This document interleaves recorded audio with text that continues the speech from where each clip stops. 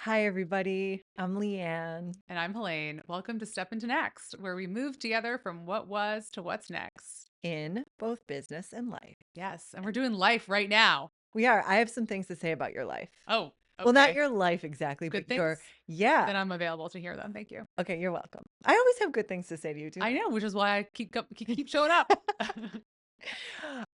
Okay, first of all, I didn't realize that maybe I've just noticed this more recently.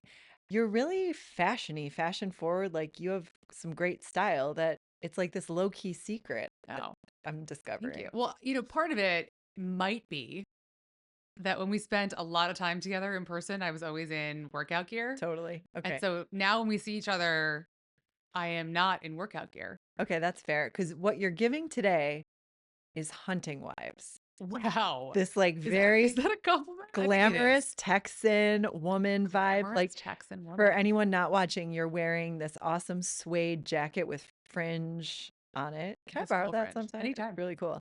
And then really cool like white cowboy boots that are awesome. Thank you. You're welcome. And then you have as a matter of fact, I copied you because I saw you had a cool jacket on, so I put my I cool did notice jacket on. that. I did notice that. But it looks great. I love our symmetry. You This is do. actually a glam belt. Oh my gosh, your glamma is just crushing it. Thank you. Can I borrow her clothes too, in addition to yours? Anytime. What size shoe are you? Because if it's small enough, you can actually borrow her shoes. I'm a 10. Okay, yeah, I'm a 9.5. It's not going to work.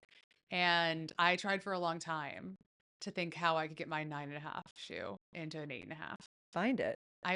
Thank you for suggesting binding your feet because I did look into that. It looks painful, and the Horrible. shoes, the feet don't look good afterwards. Anyway, we don't need to get into that. But thank you for the compliments. You're welcome. If we spend too much time talking about my grandma, she will take over the podcast like she has taken over my She's gonna have Instagram to be a and my guest at some fame. point. Oh, Yeah. he would love that. We interviewed, I remember we interviewed Glamma, your lovely grandmother, for Making Waves, your book. Remember that? Yes, She was so much my fun. book, Making Waves, available on Amazon. And in some ways it was our book since we collaborated on Okay, it, but it's really your book. great. Thank you. Okay, so I have a question for you to start us off today. And this is legitimately something I don't know about you. Do you consider yourself spiritual?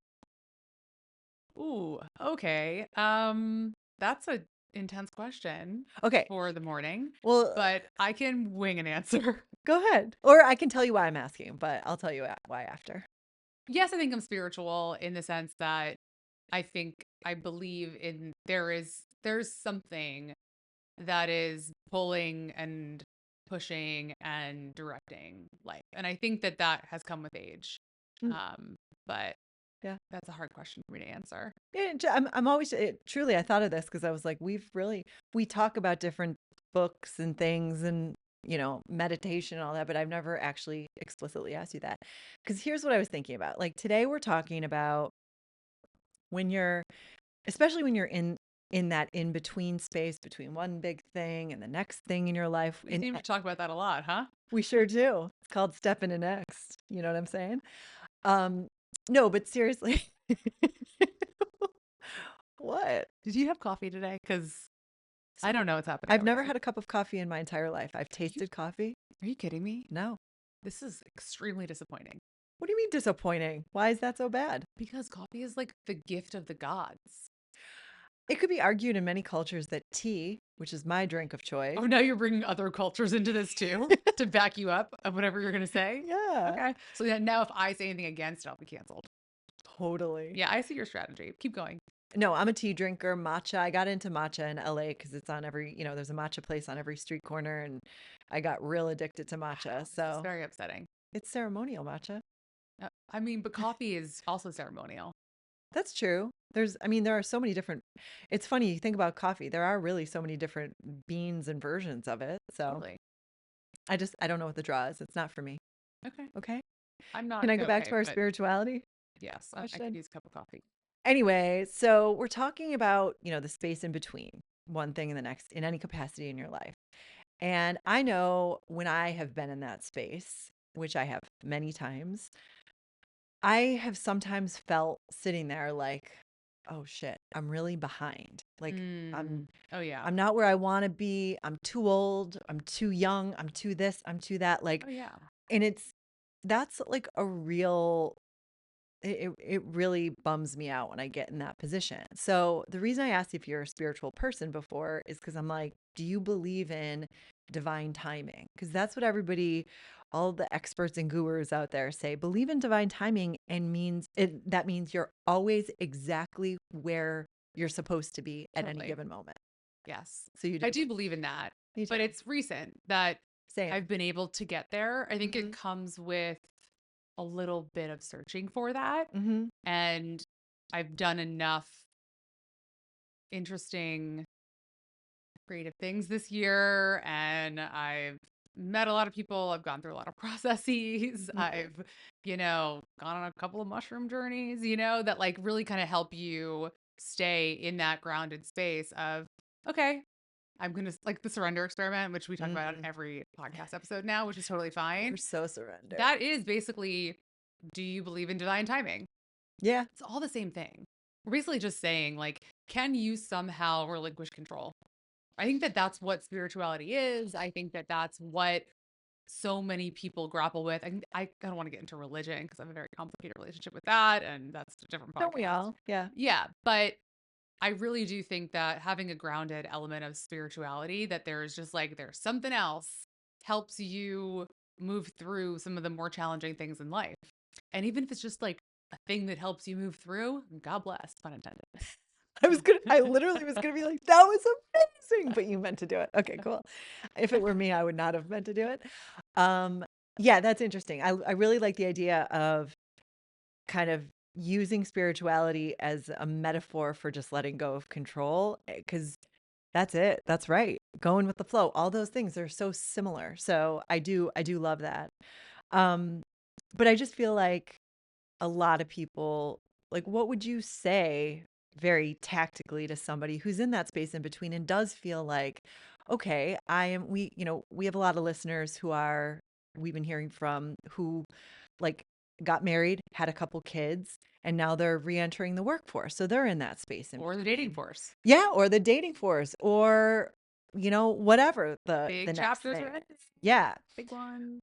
Like we talked about one time, we've been speaking to retired professional athletes, people who have sold companies, that kind of stuff. So what would you say in terms of convincing someone that doesn't feel that way that they are right where they should be?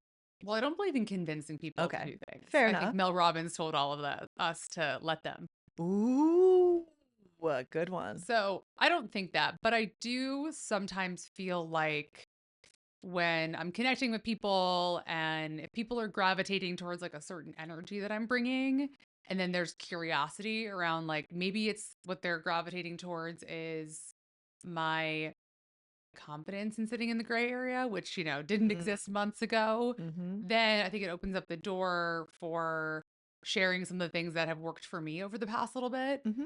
And so, I mean, I love recommending the surrender experiment because no matter what your spiritual practice or religion or whatever, there's something for everybody in that. Also, even if you just take away that it's a great story, Mm-hmm. right? Into being the founder of WebMD, like it is a great Which I had no idea he story. was. I just thought he was this like spiritual guru guy. Totally. That's So wild. I think it's like let people come to you if they want to hear that, but you also can't help someone through something if they don't want to help themselves. And maybe this element of spirituality and surrendering, walking a labyrinth, having confidence in divine timing, that doesn't resonate for a lot of people. Mm. All right. Well, I'd say then the maybe bringing it down to a really, really basic level. I really cut out social media use. Like, I used to kind of scroll all the time and be like, oh, that person's doing that. That Mm. person's doing that. And it would really start to get to Oh my me. God. Yeah. So I've really cut that out. So like the comparison game, I've been better at, because it's like, no, I don't know what's going on behind their Instagram story or whatever, Totally. they could be dealing with things I have no idea about and their life looks perfect. So for me, I think recognizing that I am on my journey, my own unique DNA, Yeah. I'm making my own impact, helps when I'm like also recognizing that you said it once, oh, a long time ago, like there's Instagram versus reality, Oh, I'm getting credit for that. Amazing. You are. That's definitely not me, You but I will accept that amazing accolade. there is something to that comparison game that I think we all struggle with in Mhm. these days of Instagram. And I definitely struggle with it when I look back and I see, maybe another founder that we started around the same time. Maybe Totally. they're wildly successful. Maybe they're on to their second or third thing afterwards. And, you see aspects of your life that maybe you had envisioned before Mhm. that are not there. But I also think that it comes down to like, where are you in your own evolution and in the process, and whether you're going to let those things get to you, right? And making sure you have the right mental tools to talk yourself off the ledge. When you're like, oh my God, they got engaged and they've been engaged for, X amount of time. That's not long enough at all. Whatever it is that's triggering for you. The other thing I'll say about it though, you said like earlier, how do you convince someone to kind of find that light? Mhm. And not everybody wants to find it, right? Like Ooh. you have to think about where the person is in their journey. If you had told me like the day after we had sold City Row or gave it away, whatever we're calling it these days, um, like, hey, everything happens for a reason, and divine timing and just surrender, I would have literally erased you from my contacts and blocked you because I couldn't hear that Yeah. at all. It's when you bringing up everything happens for a reason, like everybody says that all Oh the my time. God. This is really interesting. I used to say that all the time because I believe I'll tell you the version of it I believe, but my best friend went through like a really awful experience. Like she just something, that's barely recoverable from. And she one time gently said to me, actually, I don't believe everything happens for a reason. This happened to me, and it was like a major loss that nobody should have to go through. And she said, but really, what you can reframe it as is maybe everything happens to teach us something, to Sure. grow from. And I think that is a good perspective shift. I mean, maybe it's the same thing to some people, but everything happens for a reason. The loss of a child, the loss of, No, whatever. yeah. Those things are just like That's too not the right answer to something like that for sure. right, but people say it, you know. And I don't think that that is the right place for that. Like there are some things that You're just they yeah, or like even something like walk your labyrinth or trust the universe, like everything happens in divine. No, fuck that. okay. When those extreme Yeah, things are happening, like sure. a good friend of mine, like she had a family member pass away, and I remember saying like, there's just nothing to say, Mhm. right? So I think knowing when to The lean on the context. path, and there are exceptions to the rules for sure, Mhm. in my Okay. opinion. I think that's good. Yeah, cuz it's we you and I always laugh like there's corporate speak, there's clichés like, Yeah, all those things. There's elements of truth to them, but I think they're just simplistic and should be way more nuanced in a given context. agreed. There's a moment that I remember with a friend of mine who she's a big professional at Google and started working for like a kind of local climate tech company, and it was really messy. And she was kind of grappling with what to do, maybe looking for something. And I remember exactly where I was when she called to tell me that she was laid off. Mm. And I remember wanting to say, "Oh my God, this is so amazing," but holding my tongue because she wasn't ready to hear that. Mhm. And instead, I said something like, I know you probably can't hear this right now, but from where I sit, I see this as something that could be the unlock for what's next. I love that. So, like making it a little bit more cerebral in that moment, I think was Mhm. helpful. Mhm. And also positioning it as like this, not this is what you should believe, but from where I sit. I really like that too. It's like I've got no skin in this game, but I'm just going to tell you what I see kind of thing. Because you said before, which I totally agree with, you really can't you got to let them. You can't convince anybody to see anything as positive or whatever until they see it themselves, like including the fact that they're in divine timing. But one kind of related thing that's swirling around with this is what is your feeling about imposter syndrome? Yikes. We made it this many episodes without talking about imposter syndrome. Yeah, I'm so curious. Again, I keep thinking of all these things and that's why I love this podcast because we can just sit here and rap about things that I've never asked you about or you've never asked me about. Okay. That's not in the notes. I think about it You don't not even that look at the much anymore. notes. Who are we kidding? Yeah. I felt it a lot at City Row. Like, and I'm very transparent about that. I talked about it in the book. I think it was something that I grappled with quite a bit as I was trying to kind of get to that next level in the months and years since then. I I feel like I can kind of do anything and I'm more than qualified, but that's taken time. Mhm. It's taken a lot of projects, working with a lot of different teams, going out from that little bubble that I was in for so long and realizing the value that I have to bring to things is so much like further and beyond than I could have ever dreamed at the moment. Mhm. And I wish that I could tell that self that. Aw. But you had to go through divine timing. Oh You had to God. go through Okay. Yeah. it. Well, I would say, it's so funny. I don't know if I made this up or somebody else did, but somebody, let's call it me, said imposter syndrome is bullshit because it's not a syndrome. It's not a sickness. It's not something you have to recover from. It's not real. And the reason I say that is because how often have you been in rooms where women talk about imposter syndrome versus being in rooms where men talk about imposter syndrome? Because I haven't been in too many rooms or heard too many men talk about imposter syndrome. So, okay, I can't wait for you to push back on this. But I really think it is a patriarchal, made up tool to keep women feeling less than. Oh my God. Are we We getting? do not have enough time for this conversation because we're getting into like men and women in business, which I'm fine to at the right Oh, time. we're going to. I don't disagree with anything that you just said Okay, whatsoever. good. I think that it kind of comes down to, I'm not defending anyone in saying this, but I do think that men and women are very different Sure. and they're very different in business. And by the way, business was built for men for hundreds and hundreds of years. It is only less than 100 years that women have been able to even be in the world of business. And if you put that comparison together, we're like, we haven't even started yet in terms of figuring out what business is for women. And I think we're at a stage and an age where we're just like, okay, well, we're here and we want to be, equal and all these other things, which I obviously am a huge, huge proponent of.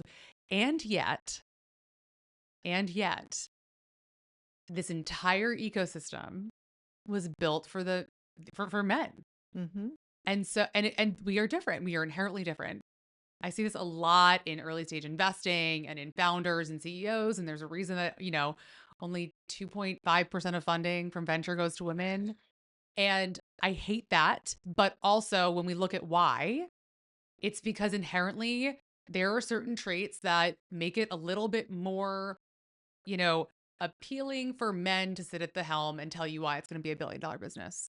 Because men and women are different. There are no And so there are no traits. It's just that we as a society have been conditioned to trust men with money and there are more men around the table giving money to men. I do think there are some traits though. Like from a risk-taking perspective, men don't always like look at the how do I make sure that I take care of everybody and that it actually is going to, you know, I'm going to realistically hit my numbers. For some reason, they're able to be like, no, this is going to be $1 billion business and actually believe it. Yeah, the confidence of a mediocre white man is a thing, but that doesn't mean that's maybe the trait you're I talking think it is. about. But I mean, again, that's just smoke and mirrors because that's just confidence, right? Women have been proven across the board to actually run companies better, to net make more money. I completely agree. And it's actually very funny that I feel like I'm on this side of I the know. I'm like conversation about because I'm on that side of the conversation and I'm not sure no, why it's, I'm it's a here good debate though. because I think we're on the same Of course we side of the are. conversation. We're We just always are. semantics around it, which I think is an interesting one to have because it is it is something that I think about all the time. And I I'm hesitant. Like I don't want to blame anybody because I really do think that we're doing a very good job. I like to just take a couple steps back and like be like applaud how far we've come and recognize like what a big monster this is to change over time. And we're at the point where like this is not a speedboat. This is not even a cruise ship. This is like the world's largest tanker that we're trying to turn. Yeah. And I mean, that's fair too, in terms of what we started talking about, which is divine timing. Like maybe the new paradigm is going to be the power structures are going to favor women, unlike in the past. And we have to just get there. I was going to say bird by bird, but stroking the boat wave by wave. Oh Like, my am God. I screwing up every analogy Stroke by here? stroke? Stroke by stroke. Get it? Making waves. See how my brain Wow. goes. You sure you Okay. don't want a cup of coffee? But bottom line is, you can't force it. You're exactly where you need to be. Women are exactly where we need to be. I mean, Sort of. I think I don't know if we want to agree with that statement We don't. because We don't. we want to keep on Want to keep pushing moving. and progressing forward. But when it comes to back to your original question about imposter syndrome, there is definitely something that is part of the whole ecosystem. There's also part of the world that we live in where, women are told that they need more beauty products and they need to like always look younger, right? These are things that are part of our society that all play into imposter syndrome because imposter syndrome isn't just in the workplace. Of It's 100%. everywhere. Yeah. And we need to start cutting that off at its knees. I do need a cup of coffee. I can feel Oh it. my God. Can we do that right Let's go now? get one. Yeah. Okay. Thank you. All Well, right. Thanks, everybody. That's it for today. thanks for coming with us as we move from what was to what's next. See you next time. That was a very weird, abrupt ending as well, but that's okay. Was it time?